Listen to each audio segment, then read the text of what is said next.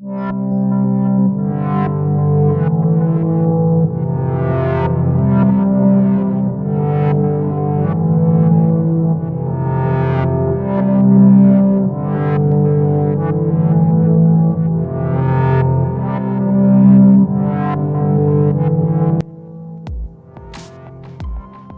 to a new series on the Nutrient Nirvana channel, Shards of Illumination.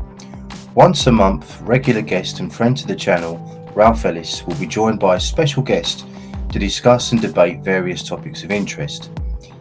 Ralph Ellis is the author of over 10 books on ancient and biblical history. In his 4-part trilogy on the historical Jesus, Ralph has produced an extraordinary theological discovery, the true identity and genealogy of the biblical Jesus. In addition, Ralph has a peer-reviewed scientific paper on the causes of ice ages. In this first episode, our special guest is Nigel Howitt. Nigel presents one of my favourite channels on YouTube, Lawful Rebel, that focuses on a variety of interesting topics including health, philosophy, critical thinking, education, economics, climate, politics and more. I highly recommend the Lawful Rebel channel to all truth seekers. Thanks for watching, and as always, do please like, share and subscribe to my channel.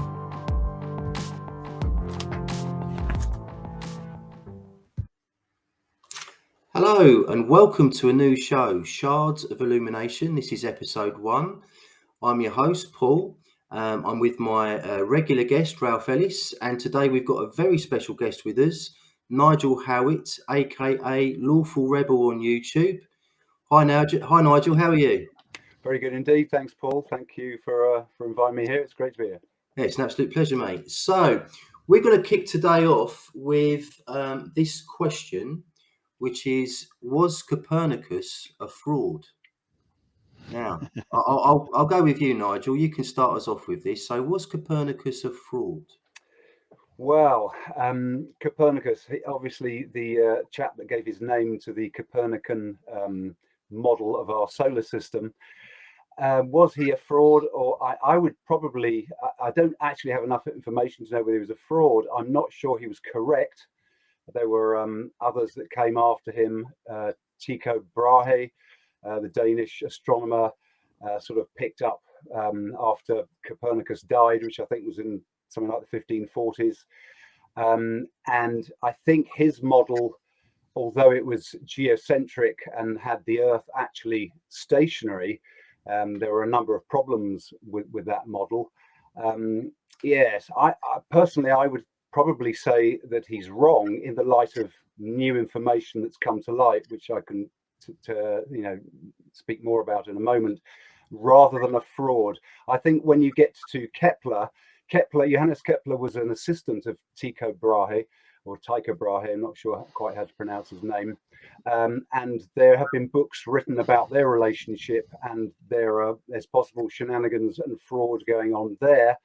But I'd have to concede that I don't have enough information on Nicholas Copernicus to know an exact answer to that question. Okay, I think it's pronounced Tycho Brahe, I think. Brahe, yes. I think it's pronounced. So, Ralph, what are your thoughts on that? Yeah, well, two schools of thought on this, either a fraud or he invented the system separately. But because this information was known about in the ancient past, I like to... I saw that other people thought he was a fraud. It was on Blackadder, if you remember the Blackadder series. On the introduction to Blackadder, they always said that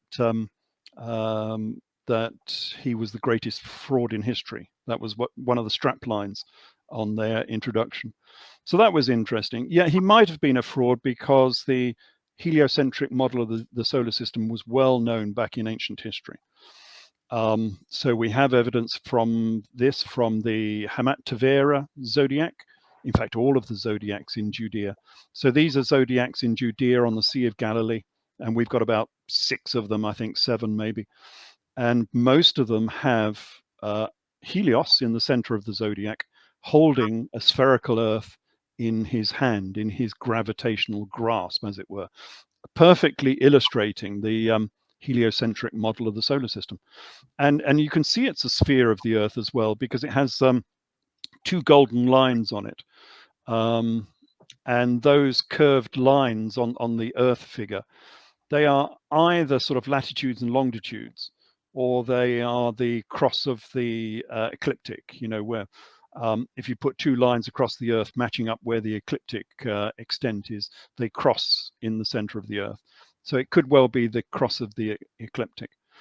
And they are curved. They're going around a sphere. It's obviously, and the Earth is colored blue-green. So they knew it was a blue-green spherical Earth. And the Hamat-Tavera zodiac is 1st century. So this is going back quite a long way. And of course, even Eratosthenes knew that the Earth was spherical. He measured the size of the Earth, and that was, 3rd century BC, I think that was. So the heliocentric model has been known for a long, long time. Obviously, it was squashed by the Catholic Church when the Catholic Church took over from Rome and Greece. And the information could have been lost, I suppose. So you could say that that Copernicus didn't have that information and he rediscovered it himself. That's possible. But several people think that he was a fraud and it was known about, and he was just the first person brave enough to broadcast that information. So we don't entirely know. But yeah, it's an interesting topic that this knowledge, technical knowledge and scientific knowledge, was known about, was lost, and then had to be rediscovered during the Renaissance. Yeah, it's a shame that the Catholic Church ever took over from Rome, basically. I had this little postulation in one of my books that what if Rome never fell? And I was guesstimating that if Rome had continued on its trajectory, we would have had, the space race in the 7th or 8th century, and yeah, we would have had moon bases, by the turn of the first millennium. We would have been living on the moon, all that sort of stuff. It's just the vagaries of chance, isn't it? Rome dissolved and was destroyed, and so we didn't get that technical advance, which is a shame. It's interesting. Your answer there, Ralph, shed some further light on the question, Paul. I was unaware, was he claiming to have come up with this heliocentric model? Is that the respect with which you're accusing him of being fraudulent? Yes. Yeah, pretty much. Yeah. Okay. Yeah. I mean, I still maintain that there's evidence now that suggests, quite controversially, of course, that the heliocentric model is not the accurate model of our solar system. And interestingly enough, most people don't realize that there are so many anomalies with the heliocentric model that astronomers have been at great pains to explain away over the centuries.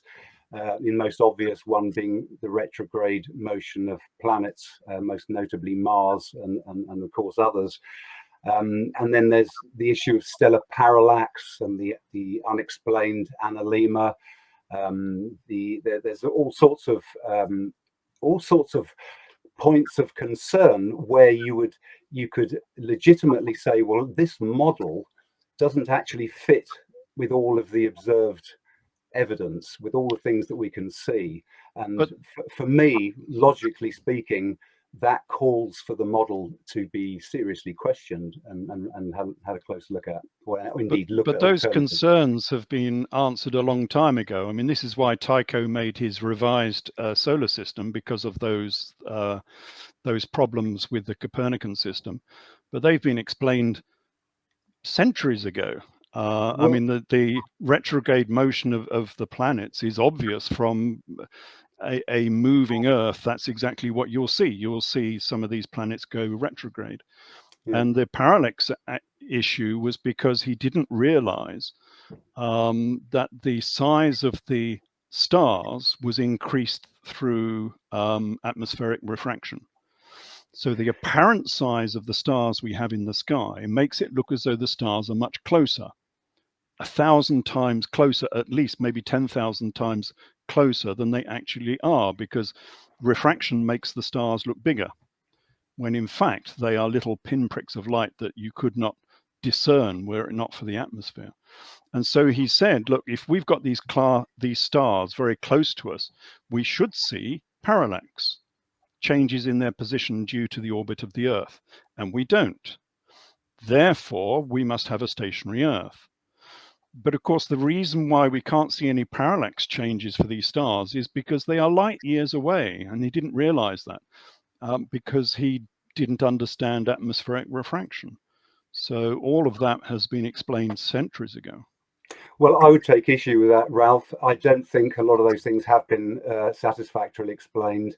I mean, if anyone's interested, there's a book out called The Tychos by an interesting researcher called Simon Shack, a chap who lives in Rome, and he has been studying. He's written this book on a revised model of Tycho Brahe's model, but he brings in something that he calls the PVP orbit, which is to say that the Earth is not stationary. It's not a geostationary model.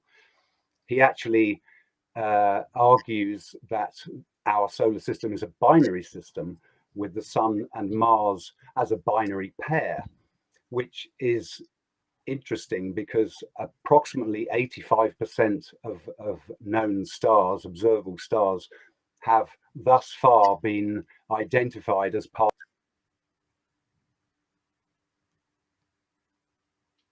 I think he's dropped out. Just to answer the point. Oh, is he back again? Yeah. Oh. We lost you for a little bit there. Just to counter on that, of course, we have probes that have been to Mercury and Mars and out to Jupiter and Saturn. Now, those trajectories of those particular satellites were developed on the standard heliocentric model, and they worked. So we have direct proof that the calculations they made to get these satellites out to the outer solar system actually worked. And if the solar system had been based on the Tycho model, they would not have worked. You could not have those satellites going to the outer planets. Well, and maybe unfortunately I dropped out there. I don't know where you lost me, but I was going to say there's a book by a chap called Simon Shack called The Tychos, and his model is based on Tycho Brahe's model, but he's updated it so that it's not geostationary. It's a binary. But you still don't have a heliocentric model, and the orbit of these satellites was based on the heliocentric system. Maybe I could just finish this point, Ralph, with respect. So his model has the Sun and Mars rotating around their mutual axis. Yes, you said this. Intersecting orbits, I think, is the technical term. This isn't my theory, I hasten to add, so forgive me if I'm not 100% eloquent on describing it. But it's essentially a binary system with the Sun rotating around the Earth, and all of the other celestial bodies in the solar system rotating around the Sun. And at the same time, while the Earth rotates on its axis, of course, in 24 hours, it actually moves around its own orbit over a period of 25,344 years, according to Simon Shack's research. If I may just finish his research, it's not mine. I'm just putting this model out there. So this model has been picked up by an IT specialist called Patrick Holmquist, who has developed a computer model. And interestingly enough, the model appears to accommodate precisely all of the known anomalies, which I've heard the point that they've allegedly been solved, but I must confess I don't agree with that position. I've seen an awful lot of evidence that that's not quite the case. So there is this other model, is the point, and I'd recommend people go and have a look at it, because the interesting thing about nonsense model. It's an absolute nonsense. The interesting thing about it, though, do you understand that gravity is based upon mass? Well, may I just say that the interesting thing about this model is that it accommodates all of the visual evidence we see. Well, I would recommend anyone who's interested. Do you understand that gravity is based upon mass? I don't understand gravity. I observe it and I use but it, you but I understand don't the know solar how it system. works. No, Look, I'm not saying the sun. no, The sun hang has. on, Ralph. Hang on. I'm not saying I understand the solar system. I'm saying that there's another model that Yeah, people which is might want to have a look incorrect.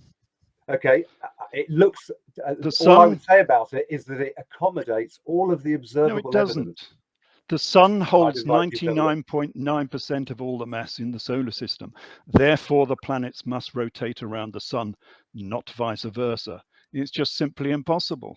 Absolutely impossible. And I'm surprised that anyone in the 21st century would be putting forward such a suggestion. Well, Simon Shack is a brilliant example of one of these home researchers who's who's unencumbered by all the work of NASA, and NASA have told so many lies that they deserve to be doubted.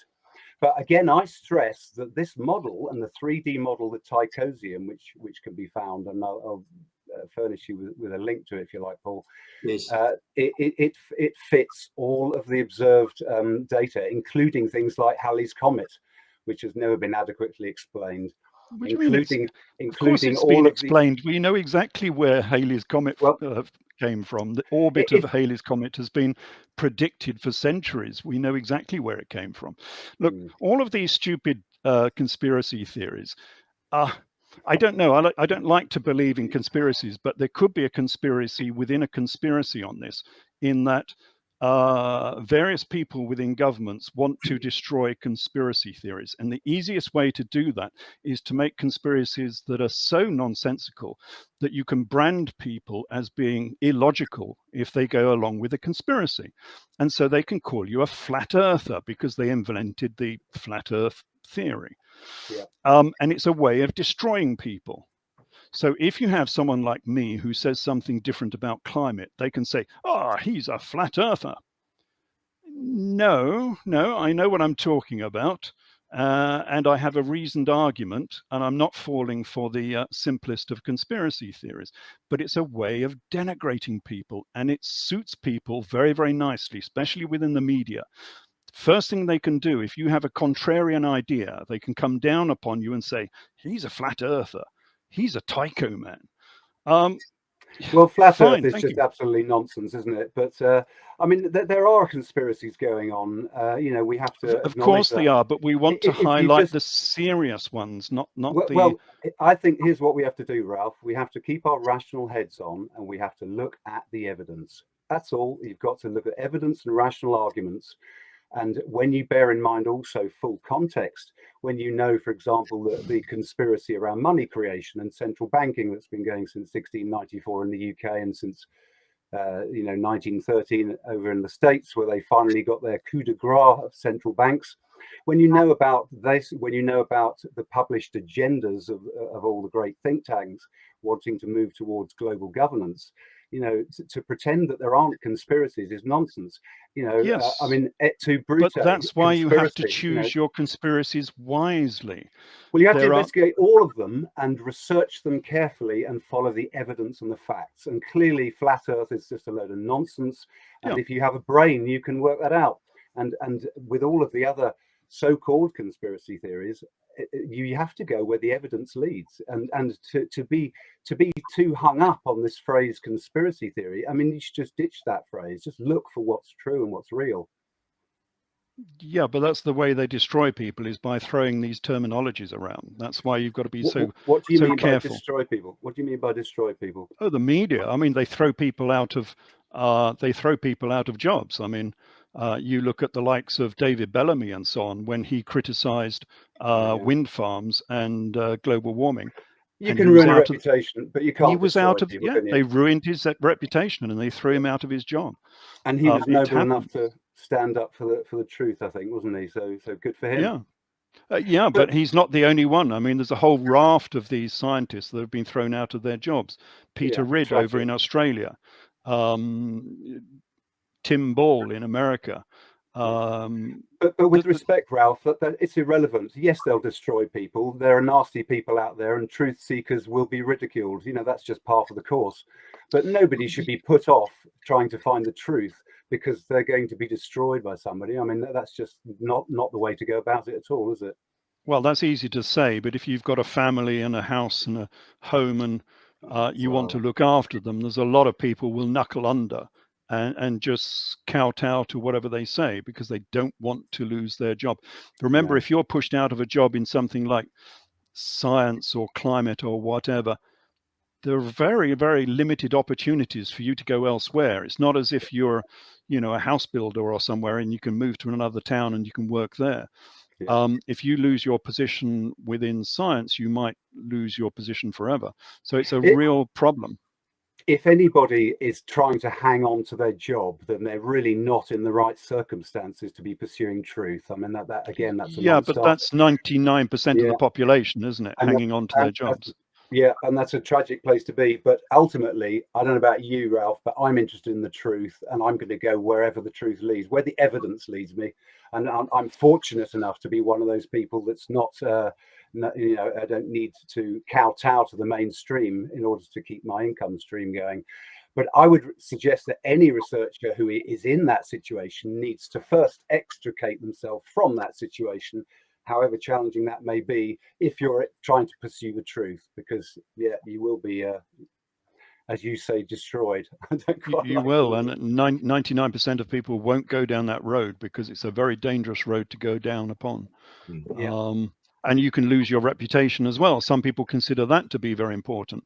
And being rebuked and lose your reputation is almost as bad as losing your house. So there's an awful lot of people will not do. That's how governments control the people. They make an example of one or two people who are very prominent, like David Bellamy or Peter Ridd, and they make an example of them. They put them in jail or they dismiss them from their jobs, and then everybody else keeps their head down. Except And me, that's how I'm you not keeping control. my head down. Yeah, but we're the 1%. There's not many Absolutely. people will risk that. Don't kowtow to I need my reputation. The truth is more valuable than any reputation.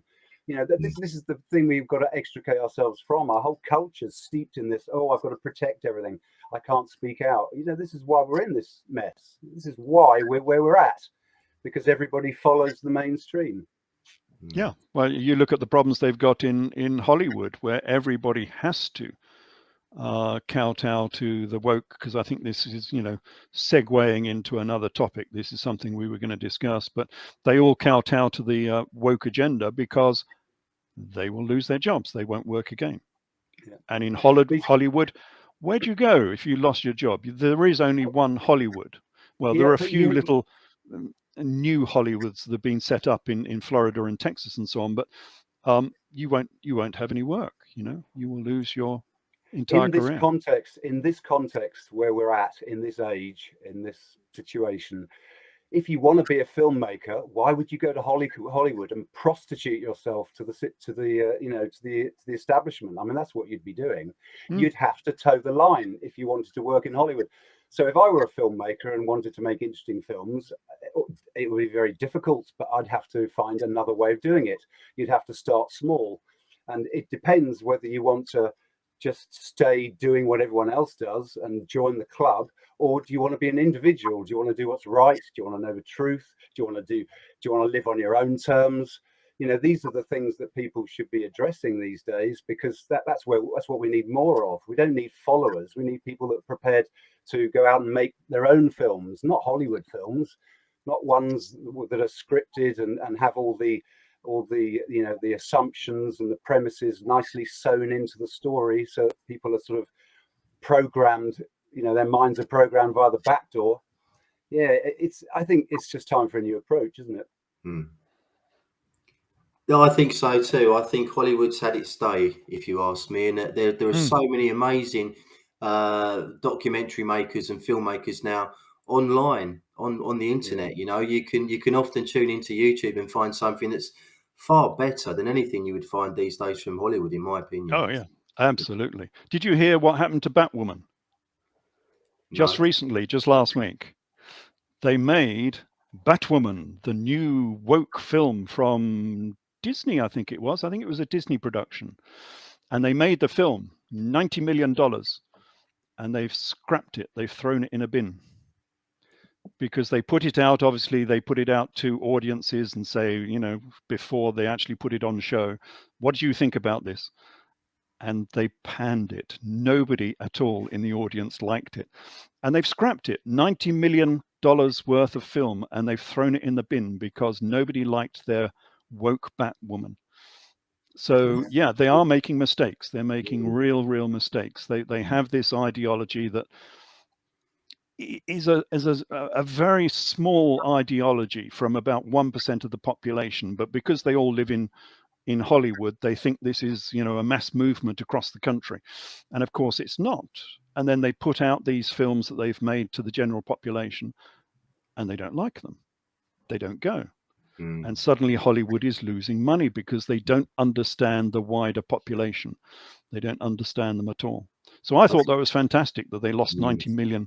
But they always have this wonderful saying, you know, go woke, go broke. And that's exactly what happened. I just get a sense that the whole wokeism thing is burning itself out very slowly, but it is burning itself out, which is a good thing. And I'm glad that didn't come out, that film, because the sequel probably would have been Back Tranny or something like that. It would. And, that would have been. It might have been funny. I don't know. It might have been a comedy film, possibly. Who knows? Anyway, what makes you think it's burning itself out, Paul? I just think that well, maybe not the vast majority, but the majority of people see through it. They just think, what, a man can get pregnant? Seriously? You know, I mean, it's just ridiculous, you know. Life of Brian did it 40 years ago. We've had some pushback recently. Again, they've had Tranny in the Library, which was transvestites giving stories in libraries to children, except these transvestites, some of them had cutaway trousers so you could see their bollocks and things of this nature. And one with big pendulous breasts running around, you know, not covered. There have been big demonstrations outside these libraries. Now, that wouldn't have happened 2-3 years ago. They were just getting away with it. Now there is pushback upon that. So, yeah, there are various people that are getting fed up with this. They had one in Bristol, didn't they, recently with Kayleen? I forget what her name is. Sort of little blonde Marilyn Monroe, who's getting very vocal about this. She's on the internet. And yeah, people like that are getting a lot more sort of media coverage for their protests. And of course, Ralph, you align wokeism with Marxism, don't you? Oh yeah, well they do themselves. You know, they align strongly with Marxism, which is bad because Marxism doesn't work. Marxism is a philosophy for students, you know, because you come through as a student and essentially you're a Marxist because you don't have to earn your wages. So everything is free, as it were, you know, up until you're 18 and you have to start working for yourself. And so Marxism sounds wonderful for a student. And so, of course, they will breed wokeism because that's all they know. And I regard it also as being not just simply Marxism, but the cultural takeover by the unproductive and the uneducated. You know, these people were always thrown to the sidelines of society because they're non-productive. None of these people have a proper job, a proper career, or know anything. But suddenly somebody has given them the levers of power. And so now we have the unproductive with the levers of power trying to run nations like America and Europe and Britain. And of course, they're totally incompetent because they don't know anything. They've never done a proper job. You know, they've been through university and they might work in the education system, or they're unemployed or whatever. These really are the degenerate and the uneducated who know nothing. And they suddenly have been given the levers of power. And this is what they do with it. And the first thing they want to do with it is persecute everybody else because they felt they were sidelined to the borders of society. And now they want their revenge. And this is all about revenge, basically. So, yeah, that is the woke movement in a nutshell. I don't know how you feel about it, Nigel. Yeah, well, I see wokeism as, you know, the establishment's response to genuine research and finding out truth and focusing on important issues. and that will always happen by a tiny minority, whether that's 1% or 0.1%, I don't know. But it necessarily presents a challenge to the establishment and the rolling agenda towards totalitarianism, global governance, which is the context that we're in. And it's a problem for it. So wokeism is just a faux, let's all look for the truth. Let's all, talk about things that supposedly matter. And it's just clearly nonsense, isn't it? I mean, everybody sees it as nonsense, but but they're not even they're not even searching for the truth. I mean, saying a man is a woman is not the truth. Of course they're not. Of course they're not, because they're the establishment. Of course they're not, Ralph, because it's not genuine, is it? So they're not really looking for the truth. If they were, it's not hard to work out that the climate, there's no climate emergency. It's not hard to work out, false flag terrorism. It's not hard to work out that fat doesn't actually make you fat, as simplistically as we were told through the 80s. It's not hard to work out that fluoride in water is not a good idea. You could go on and on and on. There's so many things that simply looking at facts and being evidence-based leads you to the truth, and this whole wokeism is just a false claim to it. So it's never going to fly. It's always going to look hollow. Brilliant. Okay, well, this leads us on, chaps, to the education system with regards to wokeism. So I think since the advent of the pandemic, I read somewhere in the mainstream media that over 100,000 people are now homeschooling their children. So this is a very, very interesting development in our society.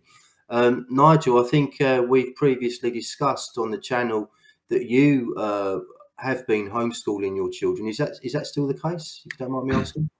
Yes, we still homeschool I have 3 children, 14, 12 and 10, and they've always been homeschooled. They've not been to school at all, or home educated, I prefer to call it. But yes, we very much continue to do that enthusiastically. What was the incentive? What was the thing that made you make that decision? It was twofold, really, Paul. Firstly, it was to protect my children from the harm of the educational system. And then it was to try and avail them to perhaps a different way of educating themselves, possibly superior, possibly not, I don't know. But it was partly a rescue from harm, and the other half of it was to try and do something better.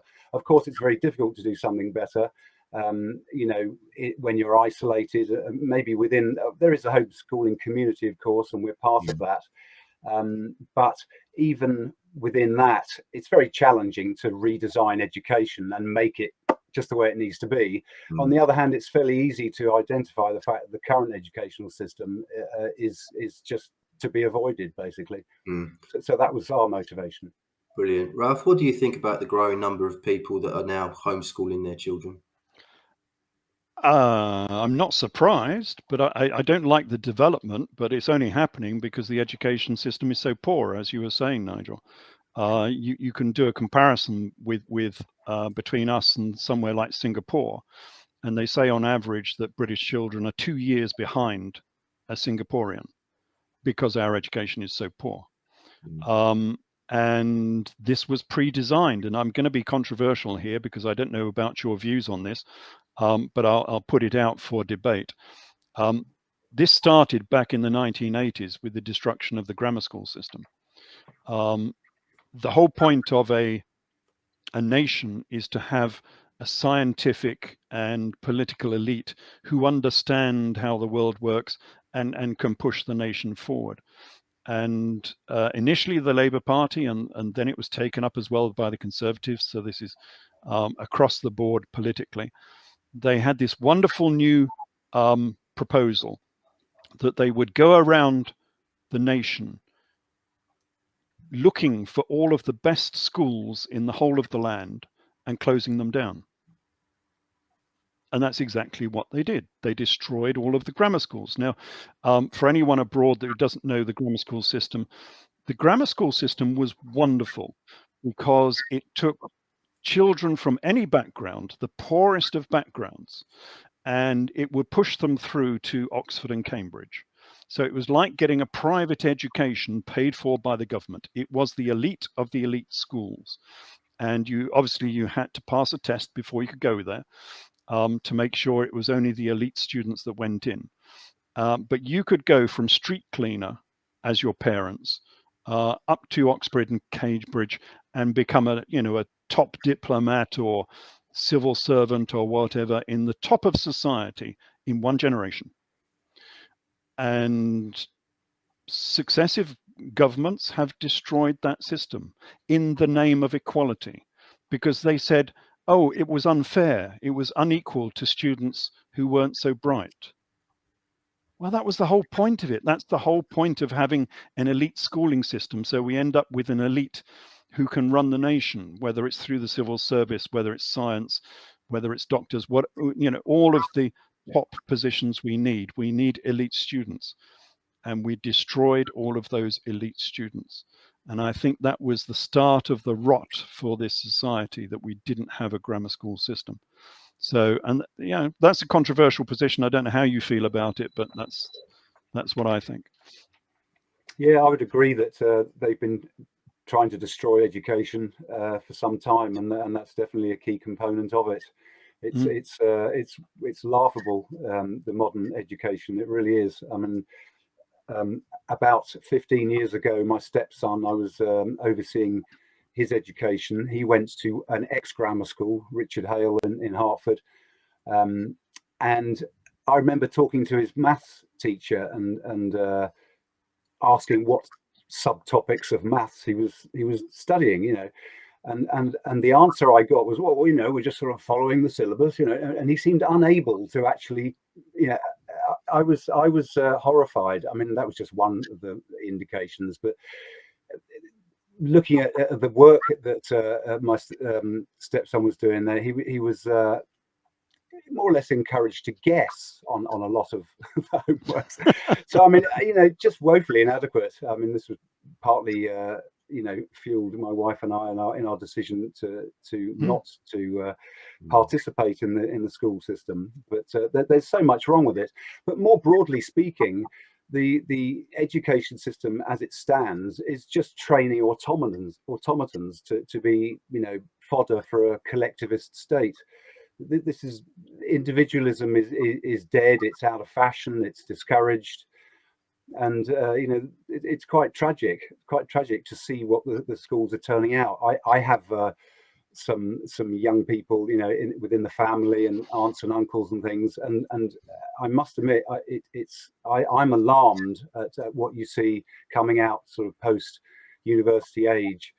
It's very troubling for our culture. Well, this is the trouble. We don't have a broad enough base of people going to the good schools anymore, because they had a report out recently saying there is less social mobility now than in the 50s, 60s and 70s. Well, yes, of course there is, because you destroyed the grammar schools. So, they were the very mechanism by which you could go from the very poorest to the very richest in one generation, going through the Oxbridge schooling. Yeah. That doesn't exist anymore. It just simply doesn't exist. And then they wonder why social mobility is reducing. Well, you caused the problem, dear politician, I think more deeply though, the problem is that we're churning out functionally illiterate young people. Yes. I mean, there's no way a culture can prosper or even sustain when we're generating functionally illiterate young men and women. And this is why I think homeschooling in this context is an absolute savior. It's the way forward. Rescue the next generation from this disaster. But it's inefficient. It's very expensive for you in the amount of time you have to put into this yourself, and not everybody can afford that amount of time. That's why we invented schools in the first place, so one person could teach 30 and not just teach 2. So it's an unnecessary burden upon you because the schooling system has failed. Yes, it shouldn't be like that. It shouldn't be like that, but there's no sign of it changing anytime soon. And not. The only solution is to not send your children to that mess. Yeah. And the idea of educating children through school is based upon, loosely, it's based upon the idea of having some idea as to what sort of world they're going to be stepping out into. What's it going to be like in 12 years' time when this child finishes its education? I mean, when you look at the uncertainty of the world these days and the political, macro political situation, particularly, what are you getting ready for? What are we getting ready for? I mean, does anybody have any idea? And in that context, the idea of taking a few exams, it's almost there are more important things, dare I say it, very controversially, than just sort of shuffling children through their maths, geography, and chemistry, and having some scientists go off over there. It seems like we need individuals, we need thinkers. We don't need a mass of fodder. So yeah, I mean, I think education is in such a poor state of affairs. The only solution. Sorry, Nigel. So you think that homeschooling as a temporary measure is a good thing, but what about homeschooling as a permanent thing? Well, maybe I didn't make myself clear, but I think in this context, home education is the only solution. I'm not suggesting that it is the solution. In a different time and a different context, a political situation, education could be done better. Of course it could. And I'm all for schools and all for institutions of learning. But I think at the moment, the current case is pretty hopeless. And, given the political situation as well, I think that it is the only thing to do, which is obviously why I choose to do it. No surprises there. Well done, mate. Anyway, well done. I think that's a really, really good thing that you've done there. Let's talk about one more thing today. I'd like to talk about the tax system. Is it fair, or is there a better way? I'm asking this. I know, Nigel, you've talked about this before on your channel, and you've referenced Ayn Rand, someone that's talked about this subject, and I think she was putting forward the idea of philanthropy as a better way, if you like, of running and funding society. Yeah, well, she had her views suggested that government should stick to the primary three roles of, a military to protect the borders, of course, a court system to protect contracts and rights, and a police force to enforce the laws of the land. So she was very much for keeping government in a small box. And essentially for voluntary payments, no forced, coerced thieving of your money. That was basically her position. Great. What do you think? I'm wondering if that could happen in the modern environment. I mean, we did have philanthropy back in the 19th century. You remember the worker villages and towns that were set up by Cadbury and Pears and Bourneville, where successful businessmen, I think a lot of them were Quakers as well, so that maybe helped. They felt it was their duty to respread that wealth that they had gained back into the communities that they ran. And so they made specific worker villages and worker towns, and they were beautiful. For the 19th century, they were well equipped, they were beautiful, they had all the amenities you would never get in a normal sort of rundown town. So they had their libraries, their schools, all of that was built in. And they were built for the workers of those industries. So both people gained. He gained because he got good workers. People would want to actually come and work for this place because they had a good life. And of course, the workers gained because they had the nice life. They had the nice housing and so on, with proper toilets that no one else had at that time, That does seem to be happening in our modern world. I see less and less philanthropists. You get people giving away their money, but like the Soros man that we're not allowed to mention, he seems to be giving it away politically, not for the benefit of people. He's doing it for the benefit of his politics that he thinks is a good idea, and very, very few other people think is a good idea. And if you look at the other philanthropists, you don't really see people, rich people, helping the masses. The only one I could say, and I know you don't like the guy, the only one I would say is halfway there is Elon Musk, because he's not frittering away his money, he's not gambling, he's not running around the world, chasing after women, whatever very rich people do. He is there building businesses. And whether you like his businesses or not, he is making employment, building businesses, building technology for the future, because his future, he wants to go to Mars. And he's made no bones about that. He's looking to the future, which a lot of people don't nowadays. As you were saying there, Nigel, people are looking backwards instead of looking forwards. So I'm not sure if a philanthropist economy would work in the modern era. Yeah, too many selfish people. I wouldn't call it philanthropy, actually. I totally agree with your point. Philanthropy is something that's faded and is of a bygone era at the moment, for a whole host of reasons. But the issue of taxation, we have to think in principles, and you have to go right to the base of it. Do you have the right to keep the product of your own effort? Is it yours or is it not yours? And if someone has, if the institution of government can take it from you forcefully, well, then clearly nothing of yours is yours. So this is where we really need to start. You need to start with a principled approach. Do we want to live in a society where force and coercion are the order of the day? Personally, I don't. So I think there's an awful lot wrong with our culture. And, it's almost difficult. It's impossible to know where to begin to put it all right. But the issue of taxation, I think is theft. I mean, it couldn't be clearer. And unless you're allowed to keep all of the product of your effort, then you're either some kind of indentured servant, or you're in servitude, or you're a slave, but you're clearly not free. And, this is one of the things people need to clock when they evaluate whether or not they live in a free society. Obviously, we do have some freedoms, and that's great. But taxation is hefty evidence that we're not free, and there's considerably more as well.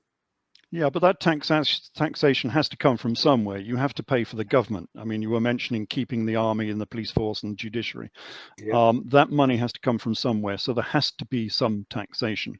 Now, hang on. Well, let me stop you there. Let me stop you just there, if I may. Sorry, I'm interjecting. But you're saying there has to be money, therefore we need to take it from people. So, but you have to take it from somewhere. Well, okay, let's stop there. Let's pause there. You have to get the money from somewhere. But do we, morally speaking, say it's okay to forcefully remove it from people? Now, that's crossing a huge line. Yes, we have a funding problem. Oh, not really. Well, it is for me. I think that's a very big line. No, if because somebody comes to steal my money, I think that's a big issue, personally. Yeah, but if you look at this in the big picture, it doesn't matter whether the money comes from you or whether it comes from another source. It still comes from you. So the alternative to income tax is sales tax or business taxes or some other form of taxes. But if you put on a sales tax, that is your money that is taken from you. If it's put onto businesses, and only businesses pay taxes, well, you pay the increased cost of their goods when you buy their goods. That's your money. So your taxation is being taken from you in exactly the same fashion, but just indirectly. So there always will be taxation. The question is it fair? Is it set at the right rate? I would disagree with there always has to be money forcefully taken. You see, this is where I was going. Yeah, but how do you fund your army? Well, how we fund it is a question that needs to be solved. But first of all, we need to decide, are we going to just simply rob people, or are we going to try and raise money? That's the first moral question. So how do you raise the money? And if I may just make one extra point, our culture, our society at the moment is not even ready for any kind of different form of government or revenue raising system. For largely because of the reason you cite there, I think, Ralph, because everyone just jumps straight on to taxation. It's impossible to pause. How will you raise the money? Yeah, I don't know. But the first question is, are you going to nick it? Are you going to nick it? It's all if theft. let me finish this. If you're going to rush, if you're in such a hurry to rush to let's get the money, we need to raise the money, that you're going to rush past the issue of, oh, should we take it from people? Never mind, it's theirs. Let's just, if you're going to rush past that issue, well, that's the problem. In my view, that is the problem. And we need to stop right there and think, hang on, what are we doing? What are we doing? Do we want a free society where people actually own their own stuff? I mean, I think that's more important than the initial thing of how are we going to raise the money. Oh, quickly, let's fast forward to how we're going to raise money. There are ways of raising money. You know, it's not beyond the wit of man to pay for things. I think it can be solved. But I would always pause on the, I don't think we should take it by force from anyone. That's just the problem is if you raise money, you're raising it either directly or indirectly. It doesn't matter how you do it. It's still your money, because people to give it. You will pay the cost. People to give it. You will pay the cost in the increased cost of the goods that you buy. So you're still paying the tax, however it comes.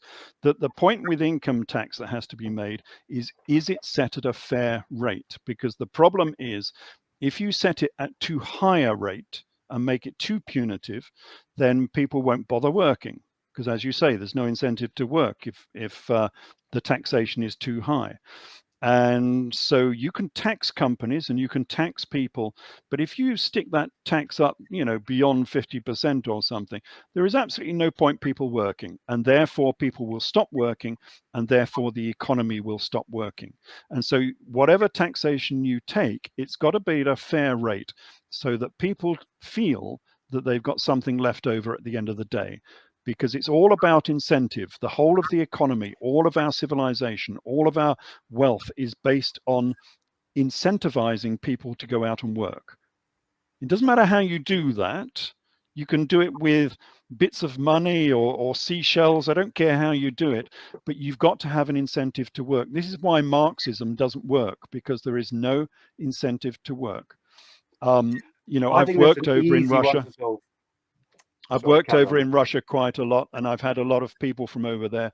And you had the situation where, say, commercial pilots were paid the same as a street cleaner. So where is the incentive to go and pass all your exams and all of that difficulty and have all that responsibility if there is no reward for doing so? Well, and that is always the problem. There isn't any, and the fundamental problem there is government regulation, isn't it, of any kind? I mean, you know, I'm open to the accusation of being called an idealist, or being idealistic, I should say, not a philosophical idealist. But I like freedom. I like the idea of not being coerced, and I imagine a free society. We may be light years away from it at the moment, but that's necessarily the goal I look at and look towards. And it involves not being regulated. You say about incentivizing people. All you've got to do is not regulate them. I mean, have you ever wondered why the corner store is a corner store, but the shop, the house next door to it in the street can't be a shop? Oh no, you're not allowed to do that. You can't turn your house into a shop.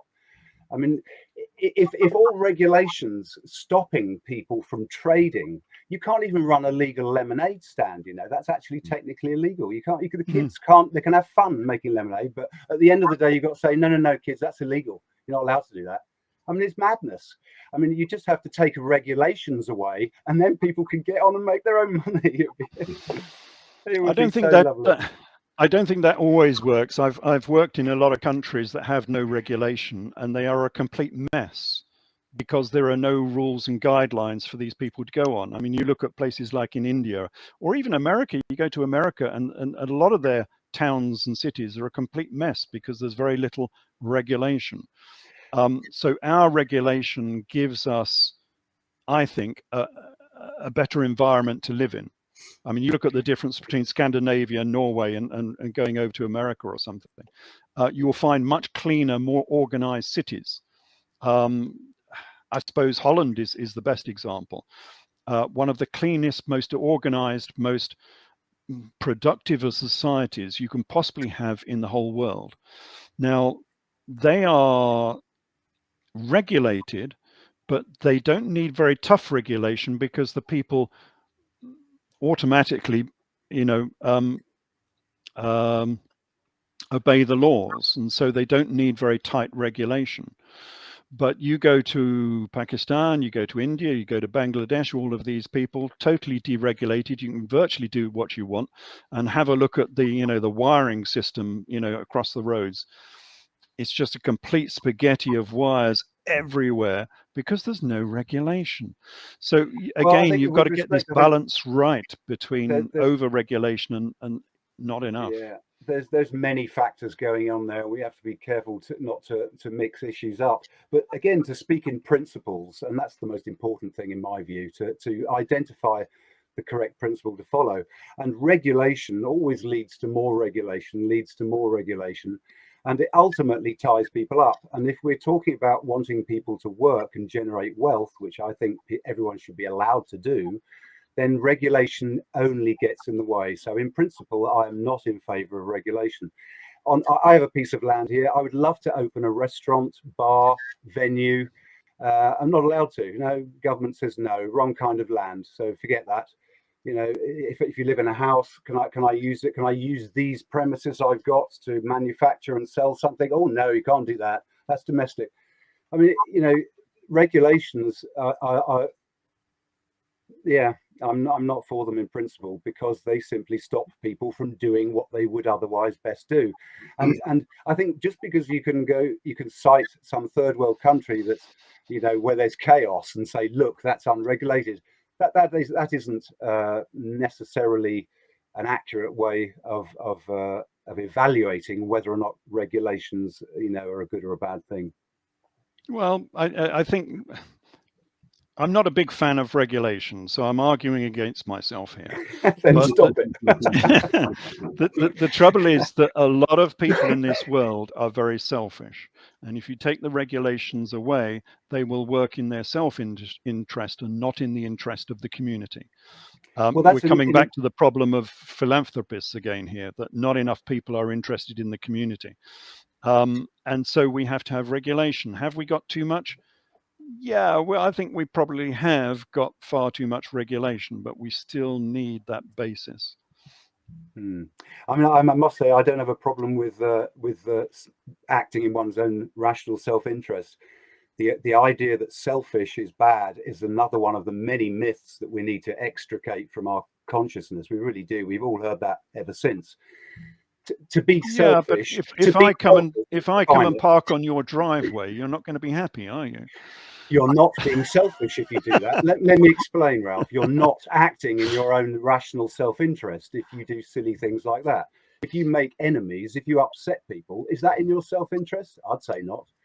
So the key word to add in is rational self-interest. Selfish, let's define it. Selfish is to be concerned with one's own interests. Now, breathing and eating, I think, fall right into the category of right up there of most selfish things you can do. So we have to be very careful before we start saying, oh, selfishness is bad. I know we've all been programmed to say that. Everyone has a knee-jerk response. Selfishness is bad. But we thinkers, we 0.1% or 1%, perhaps, I don't know, we need to challenge these things. And if we're rational, then it's not in your self-interest to barge into queues, to nick things, to be an arsehole. It just isn't. It's in your rational self-interest to conduct yourself properly and appropriately. And that is never not a good thing. But people do it all the time. Queue jumping is notorious. So there's a huge number of people in the population who don't ascribe to that. No, agreed. But they're not being rationally self-interested. They're just being idiots. So to call them selfish, this is my point, is not accurate because they're not acting in their own self-interest. Well, when you barge in a queue, no, they're not. That's short-termism. Let me finish. They are if they're not punished. So unless all of the other people in the queue turn on them and throw them out, they will continue to do it because it worked for them once, it'll work for them again. So when you say works in your self-interest, you've got to have a mechanism by which people are punished. And I don't necessarily mean the police there, I mean by the rest of people in society. Yeah, but the trouble is people in society are so cowed that they can't do anything. You're not allowed to discipline a child nowadays. If you have a child doing something naughty in front of you, you can't discipline that child because that'll be your fault and you'll be sent to prison. So the child grows up knowing that they can do anything they like without discipline and without punishment, because the society will not allow adults to intervene. Do you know what? The thing is that child needs to know that the child doesn't learn that you can grow up and do anything you want, because no successful life is based on anyone going out there and thinking they can act on a whim and do anything they want. That strategy will quickly crash and fail. But it doesn't for the child. So they can go all the way through to their teenage years and not understand that until maybe they get out into the working world.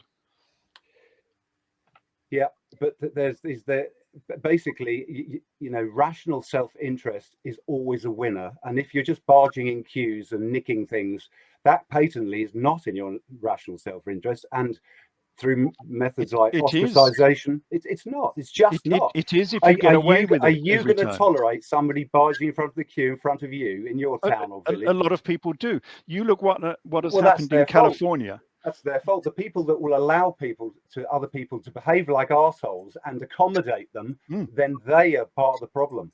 But you look at what's happened in California. They have made theft up to $900 not an offense. So anyone can steal up to $900 and not be prosecuted whatsoever. So guess what's happening? People are they're going into supermarkets with big black bags. They're filling up and walking out, because it's no longer an offense below $900. And they all know it, and they're getting away with it, and they have mass theft all across California now. It sounds to me like they've been set up to fail there, I think, really, because but we know, I mean, if that had taken place somewhere else in the world, it may have been more of a successful experiment. But I mean, California, we all know, don't we? It would never work. We're coming back to Lord of the Flies again. We were talking about this earlier. The wonderful book, I forget when it was written now. This is going back into the 1930s or something, about children left on an island and they have to organize their own society without adult supervision. And of course, it just degenerates into total chaos. That's exactly what you get with some of these communities. If you take away the policing of the society. Not every society is law-abiding. They're just simply not. Yeah, I mean, it's just unbelievable to hear what nonsense is going on over there. I mean, what a stupid rule. I mean, how can anyone stand up and say that's a good idea? I mean, it's just, if anyone needed any evidence that the world's gone barking mad and it's starting in California, I mean, it's just bloody ridiculous, isn't it? I mean, it's but almost if not worth talking about. It's so insane. If you live in a fantasy world, then it's logical that that's the way you should go, because that's the way the fantasy goes. Everybody is law-abiding. Everybody is good. Therefore, we don't need to have theft as a crime. Off you go, chaps. We're all going to be nice to each other, aren't we? And of course, they're not. They've got huge, great gangs going around. What do they call it? Do they call it steaming or something? Where a whole group comes into a shop, not just one or two people, and they have a mass theft of 20 or 30 people all at the same time. It's happening all over the place because societies, especially like, as you say, California's a society, is just not naturally law-abiding. You might get away with it in Holland. I hate to keep coming back to Holland, but I've never seen such a law-abiding society in my life before. When I lived there for about 6 years. I never saw a policeman. I was wondering if they actually existed, at one point, because they just weren't necessary on a day-to-day basis within society, because it was very law-abiding. But that's not California. Not the California I know, anyway. It's interesting, isn't it? Because the more a culture, a society degenerates, I should say. So, the more you need this law following. You need to force everybody to do the right thing. Ralph, do you think that you can enforce virtue? Is it something that can be enforced? I think it's much better if it's inbred. And this is the trouble with coming back to our schooling system again that we were talking about earlier. Schools are not imbibing morality into students, and it has to become from a very early age. I'm talking from about 2 or 3 years old. If you do that and it's wrong, it's naughty. I'll smack the back of your hand or whatever. But now, of course, a lot of that discipline that parents had over children does not exist. It's not allowed. It's illegal, a lot of it. And so the children never learn discipline from day one. And then they go to school, of course, and there's no discipline in the schools. And when I went to school, the quality of the education was directly proportional to the teacher in charge. Nothing to do with the students or the curriculum or anything else. It was the effectiveness of that teacher, whether they could keep control in the classroom. If they could not keep control, then the class degenerated and nobody learned anything. And unfortunately, that's the impression I get, that most of schooling today is those sort of teachers who don't want to keep discipline, do not keep discipline, and nobody learns anything. And so you get these students coming out of the other end thinking they can do what on earth they like, because they've been the king of the castle for the last, 10 years, however long you're in school, and never been told that they've done anything wrong in their life. And how do you then start getting virtue out of a student of that nature? I feel a bit sorry for the teachers, Ralph, because I think yes, their hands are tied, aren't they? Really, yeah, they are. to religiously follow the curriculum. Yep. If they move outside of it in any way at all, their jobs are threatened. So I wouldn't want to be. And they can't keep discipline because the teacher will be disciplined, not the student. And so, they're being beaten by their own rod nowadays. It's very difficult. And so we're getting very, very poor students coming out of the other end of the education system. And even the universities are saying this. They're having to give remedial classes to people going into Oxbridge because they don't know the subjects and they can't follow the standard curriculum that they were running, 20 years ago. And that's just, it's so patently obvious, the difference between the O-levels. I presume you came up on O-levels. I don't know, Nigel. The difference between the O-levels and the GCSEs, they were just so much more complex than any of the examinations you take today.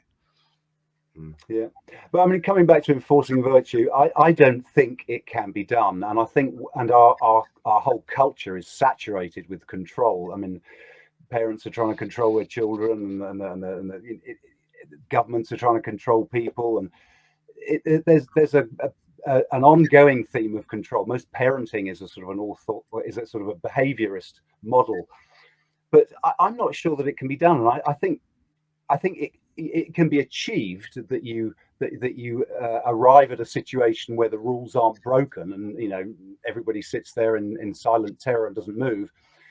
I'm not saying it's unachievable to get to order, but I think that there's a big compromise in the individual, because an individual who's self-motivated to do the right thing, that individual is really liberated to be able to achieve a happy life, whereas another child who just meekly does as he's told and is always effectively programmed to accommodate whatever orders and instructions are thrown at him, well, that person's never going to live their own life. So there's a trade-off, and there's a balance, and maybe one day in that happy utopia, people will be more self-motivated to be to do the right thing.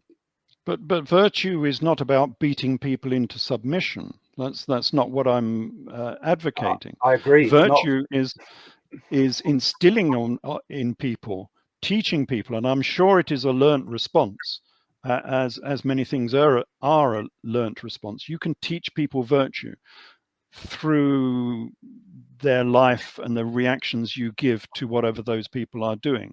You can teach people the difference between good and bad, because I'm not entirely sure that people are born knowing what is good and what is bad. They learn that through the education system, through their interactions with other people, with other children. I mean, every child from the age of like 4 or 5 knows who the nasty child is. and they keep away from them because they know that child is rather evil. So people understand this from a very early age, and they can differentiate, and hopefully they will learn. And so, yeah, I think virtue is a learnt response, and we could do much better in actually teaching it. It's interesting because the whole concept of government and regulation rests on the assumption that doing the right thing, virtue, can be regulated and enforced. You can make the rules and everyone does the right thing. Bingo, done. You know, it sounds like a bit of a German model, but well, we all live in that environment to a degree. You know, when you come up to a red traffic light, you stop.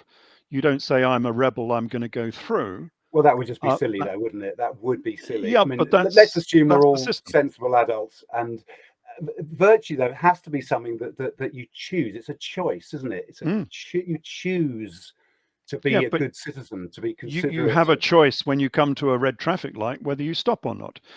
Do you normally do it? Yes, of course we do, because that's inculcated within society.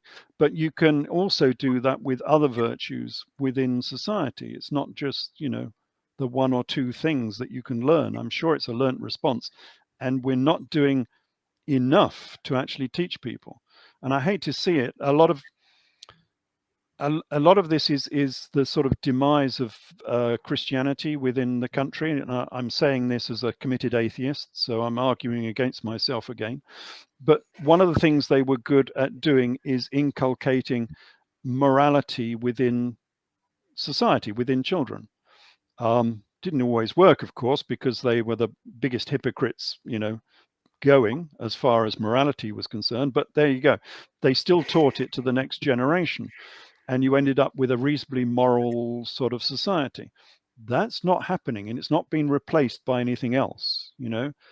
Christian teaching has disappeared, and what's it been replaced by? Not by much. A bit of airy fairy sort of fantasies. That everyone is naturally good, which I don't believe at all. Coming back to Lord of the Flies, they're not naturally good at all. By the way, Lord of the Flies, if you don't know, the reason they chose that name is because Lord of the Flies is Beelzebub, the devil. So within the Old Testament, Beelzebub is the Lord of the Flies, hence the title of the book. So he's calling these children devils because that's what they came, without supervision, without adult control. And essentially, a lot of our education system now is education without adult control, because the adults have no mechanism of controlling the children. And that might work just to finish very briefly, that might work in a top flight private school where the children are sort of naturally, perhaps well behaving, but it's not going to work in a sink estate. It's just simply not going to work. It's interesting, isn't it? I mean, Ralph, would you say that you need to be controlled, or would you say, do you know what? I'm a big boy. I can manage my life. I don't actually need any controls. I can manage my life. Oh, we all need controls, but we need to learn the systems of control within that society, and then we apply them naturally. So we don't need a policeman on each corner. Again, going back to my Holland equivalent, there was no control because people instinctively obeyed the laws. And so you didn't need control. You go to America and there's a policeman on every corner because naturally the people don't obey the law. And you have to have people there to enforce it.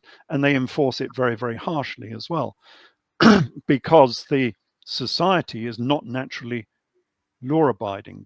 They've worse than us. They have an education system that's obviously much worse than anything in Europe.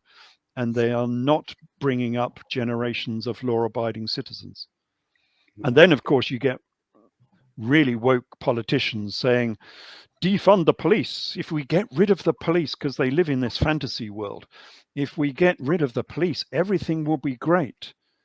And of course, then they defunded the police, and now murder rate has doubled in a lot of these Democrat cities, and they have an epidemic of firearms offenses and so on. They are not naturally law-abiding, and the real problem for America, well, for the Democrats, is the really unlawful sectors in society are the very sectors that they're trying to protect.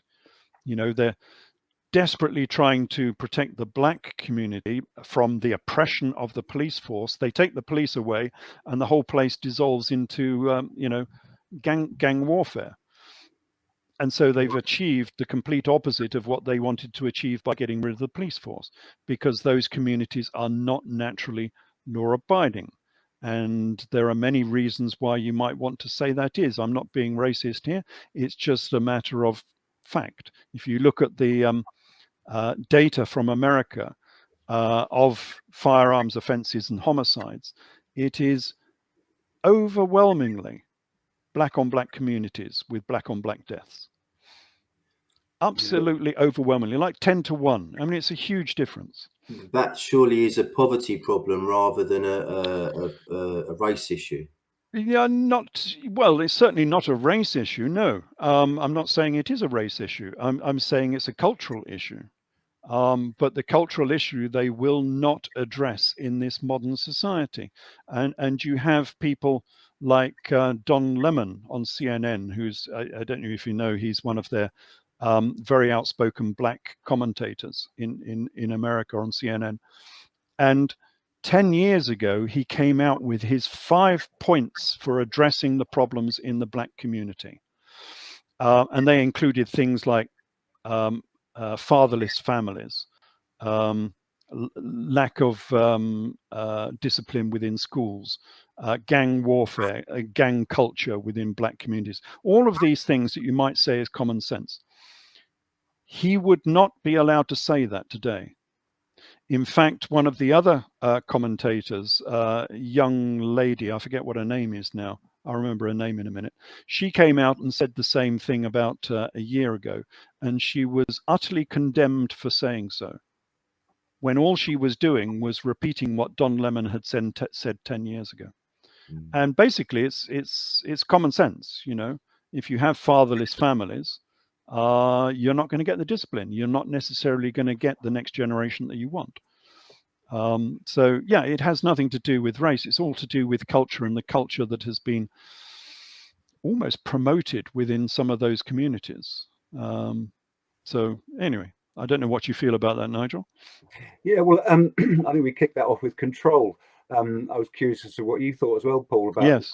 Whether or not you need to be controlled. Because I mean, again, I'm thinking in principles here. I'm not trying to come up with a magic solution to fix the world, but I know that when I look inside myself, when I introspect, I know that I don't need to be controlled. I don't want to be controlled. I'm no threat to anyone, apart from I might produce some things and go and sell them and try and get some money, which I'd like to keep, all of it, please. You know, so I know that when I drive at the traffic lights, I'm quite happy to choose to stop at a red. I don't need to be controlled. So my point is, I suppose, that through introspection, I've arrived at the conclusion that it's quite possible for human beings to function quite adequately without being controlled. So yeah, I was just curious what you guys thought about, you know, thinking at a really personal level. Do I need to be controlled? You know, do I need somebody to tell me to get up in the morning? No. All I want to do is to sell health products to people, to make them better, to grow my own food, grow my own vegetables and fruit, play my guitar in the evening, talk to Ralph occasionally, and be left alone. That is all I want, you know. And but everyone's different at the end of the day. What I've taken from this conversation today is that I think a better and a fairer world is possible, but it's going to take a bloody long time to get there. It's a generational thing. Yeah, it is. Yeah, it's going to take a long time. But Guys, we will never achieve it, though, if we're led by fantasists. And this is the whole problem with the woke movement. It's all based on a fantasy. And this goes across not just to culture, it goes across to science. I've been talking a lot about this recently with fantasy science, because a lot of these fantasists now are in sort of governmental positions of deciding where the next science is going to go to, because they have the funding strings, and so they can control this. And they are funding fake science because they are fantasists and they think that all these things will work. And there have been some utter frauds recently where people have made millions, hundreds of millions in some cases, based on fraudulent applications, because the people in government don't understand the difference between fantasy and fact. You had the solar roads scandal, which sounds like, a good idea. We'll have solar roads generating electricity. And they managed to take the government for 30 million euros. This was in France. And of course, a solar road will never work. They just never take the punishment of being out on the road. And they're not even facing into the sun. And at 52 degrees north, you're not going to get anything of it. And once the surface has been scuffed, it's going to generate nothing. But they took 30 million euros for this wonderful idea. And of course, they built a road. It lasted 1 year. And the decrease in generation decreased by 50% per year. And it wasn't generating anything anyway, because it's not facing the sun. And so its cost per watt hour was something like 1 million times more than just having a normal solar array in a field somewhere. And yet they thought this was a good idea because, they had attached the word sustainable to it, and environmentally friendly, that was pushed out there as well. And so they got 30 million euros. And they're doing exactly the same thing in America now. They've got dear old Buttigieg is his name. I forget what his name is. I don't know. The transport minister over in America, Buttigieg, who was only given that permission because he ticked a few boxes. We all know why he got that position. And he's doing exactly the same. Having seen the failure in France, he's now putting money into this in America and saying what a wonderful idea this is. And it's a complete and utter fantasy. So we've got fantasies within our society, but now those fantasies are creeping into technology and science as well. And that's a really slippery slope to go down. Absolutely agree. Okay, guys, I'm going to have to stop there, unfortunately. This conversation could probably go on for another 8-9 hours. And I think so. Very, very entertaining. But I have to jump now, unfortunately. Thank you so much, Nigel, for joining us. Thank you very much I've really enjoyed listening to you today. Thank you, Ralph, obviously. Thanks, Please Paul. like, share, subscribe, viewers, and we'll be back next month with another Shards of Illumination. Thanks, guys. Cheers.